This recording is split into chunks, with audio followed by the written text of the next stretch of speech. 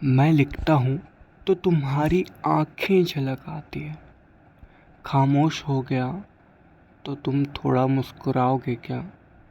कारवां जो मेरा निकलेगा गलियों से तुम्हारी, थोड़े फूल तुम मुझ पर भी बरसाओगे क्या? मेरा जिस्म भी चमकता दिखाई देगा तुम्हें, उस जिस्म को तुम सीने से लगा पाओगे क्या? बनकर राख बिखर जाऊं अगर मैं हवाओं में, तुम उस हवा को खुद में समा पाओगे क्या?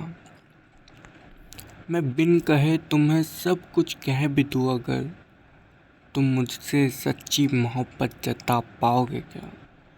मोहित बरखे 22 मई 2024 को लिखा था मैंने।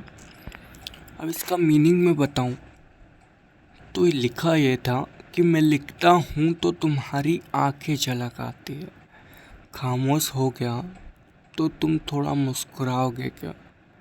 इसमें मैं कहना चाह रहा था कि मैं जब लिखता हूँ, मैं वैसे लिखता हूँ तो उसमें सैडनेस तो होती है, बट मुझे शायद सैडनेस की अनुभूति नहीं होती है, मुझे दुख नहीं होता।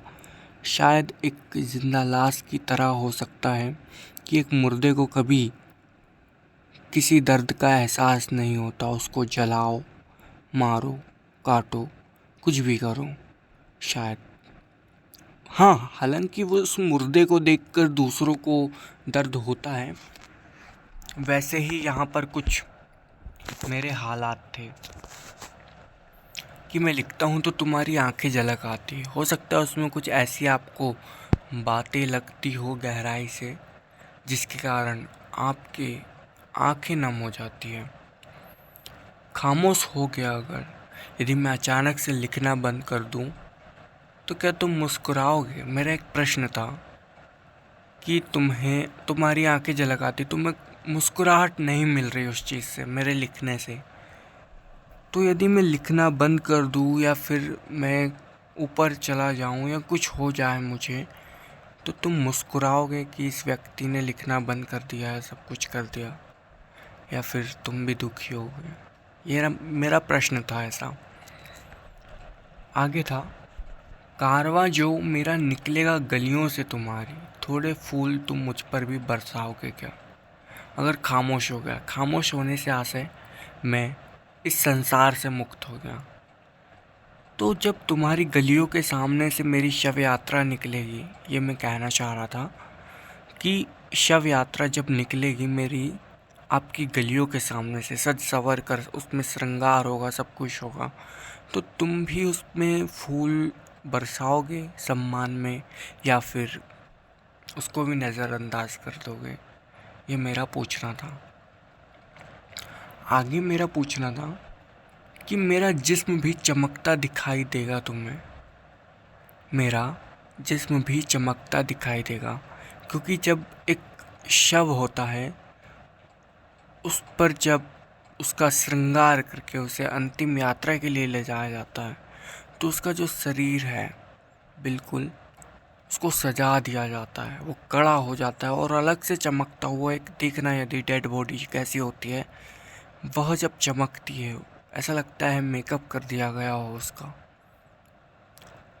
तो शायद चमकता दिखाई देगा मेरा शरीर तुम्हें। दूर से ही मेरे चेहरे पर वो चमक दिखाई देगी तुम्हें, तो तुम उस जिस्म को सीने से लगा पाओगे क्या? उस शव को जिस पर जो बेजान पड़ा है, जिसमें कोई जान नहीं है, न मैं हिल रहा हूँ न कुछ हो पा रहा है, तो क्या तुम उसे सीने से लगाओगे कि ये मैं हूँ करके? बनकर राख बिखर जाऊं अगर मैं हवाओं में। अगर देखो, अब मेरा शव यात्रा कहाँ पहुँच गई है? शमशान। जब वहाँ पर मुझे जला दिया जाएगा, उसके बाद राख बन जाऊंगा। राख जब हवाओं में उड़ेगी तो क्या तुम उस हवा को खुद में महसूस कर पाओगे? ये मेरा पूछना था। मैं बिन कहे तुम्हें सब कुछ कह भी दूँ अगर मैं तुम्हें कुछ न कहूँ, तुम मेरे लिए क्या लगते हो?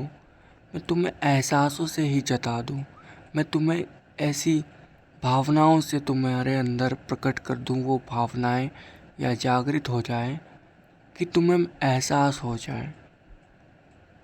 तुम्हें तो एहसास हो जाएगा कि मैं तुम्हारे लिए क्या हूँ, मैं क्या सोचता हूँ, क्या तुम्हारे लिए मेरे दिल में है क्या। लेकिन तुम क्या अपनी सच्ची मोहब्बत मुझसे जता पाओगे?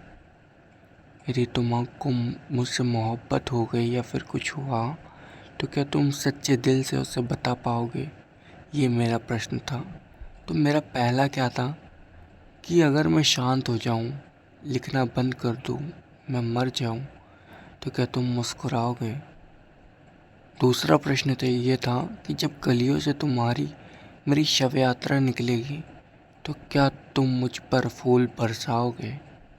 तीसरा ये था कि तुम्हें मेरे शव भी चमकता हुआ दिखाई देगा उस समय, तो क्या तुम उसे सीने से लगाओगे? अगर राख बन जाता हूँ मैं उसके बाद, तो क्या तुम खुद में समा पाओगे मुझे, उस हवा में मुझे महसूस कर पाओगे? क्योंकि मैं तो नहीं रहा ना, मैं तो जीवित नहीं रहा। तो क्या तुम मुझे उसे सीने से लगा पाओगे, उस हवा में महसूस कर पाओगे? शायद तुम अभी मेरे साथ नहीं हो, बट फिर भी यदि मैं दुनिया में नहीं रहा, तो क्या तुम्हें मेरी कमी महसूस हो पाएगी? ये मेरा पूछना था।